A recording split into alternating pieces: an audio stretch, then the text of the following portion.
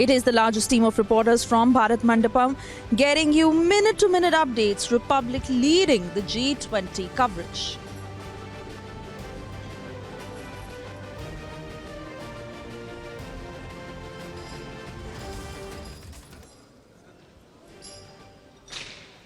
Yesterday is that very crucial morning that marks the beginning of the G20 summit, and literally years of preparation that has gone into preparing for this day. It has been in 2017, as I learned from the engineers here, when the conception of Bharat Mandapam and building it bit by bit started.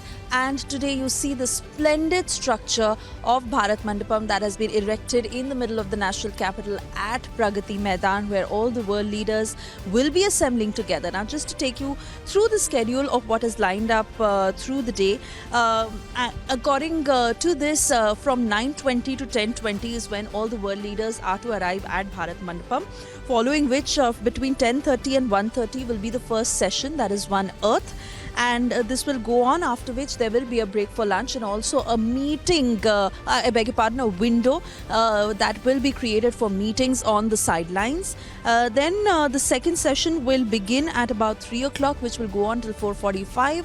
This is the One Family session, as had also been said by the MEA yesterday, that the theme of the G20 summit, that is One Earth, One Family, One Future, is exactly what will follow, and all the three sessions will be broken down. Finally, there will again be a window for meetings between 4:45 and 5:30, and in the evening, post 7 o'clock, there is a dinner that is hosted by the President, and this is really a meet and greet between all the world leaders over a formal dinner where the theme also is One Future. Now, India is being looked at as a power that has the capability to include one and all, to decide, to come in on a concrete future where everybody comes together and common goals are met, and that is the very reason why Prime Minister Modi's leadership that is also being hailed, as you track many of these statements coming in from the world leaders. Now, as we understand, all the members of the G20 grouping who are present, and let me quickly also take you through the details, as had been said by G20 Sherpa Amitabh Kant, where the Delhi declaration that has been prepared, but not much that is being spoken about it unless and until there is a consensus from all the world leaders. Primarily also the focus on sustainable development and climate change, which is also the priority under the India G20 presidency. Now, as was said yesterday, the 12 of the 169 sustainable development goals that are on track, but we are still very far from the midway at the 2030 action point, and the slowdown primarily due to COVID. But as we are looking at it, that India's digital infrastructure that has gained a lot of momentum, and especially the kind of work that has been done in the last few years.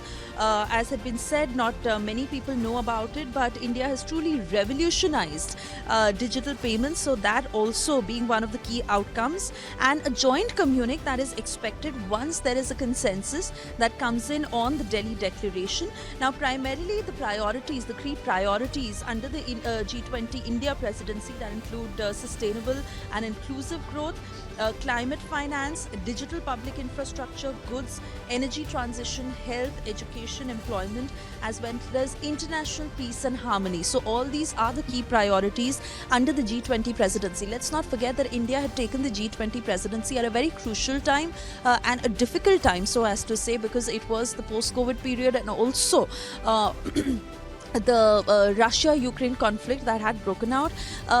Actually, the G20 summit was to happen in 21, but due to COVID, there has been a delay. But you really see the kind of work and every detailing, not just in terms of the beautification and facelift that Delhi has received, but also this Bharat Mandapam that will be open to the public after the G20 summit gets over. Now, as we were talking, that a joint communique that is expected, but that is only once there is a consensus among the G20 leaders, and that is the real challenge. Let me also tell our viewers, because that has been one rising question of the Russia-Ukraine conflict and how that is being discussed among the world leaders.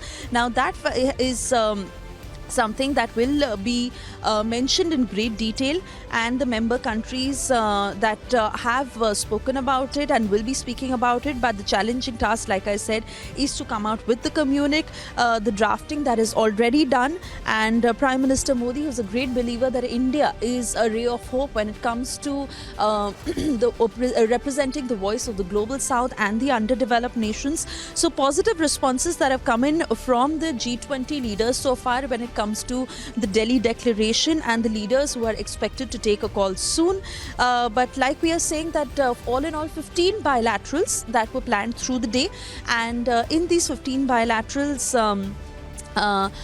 today in specific are with UK, Japan, Germany and Italy. Yesterday, most importantly, all eyes were on that meet that happened at 7 LKM between Prime Minister Modi and US President Joe Biden, where several key issues were discussed that include cooperation in nuclear energy, technology, artificial intelligence, and primarily that discussion that went on for 50 minutes between both the leaders.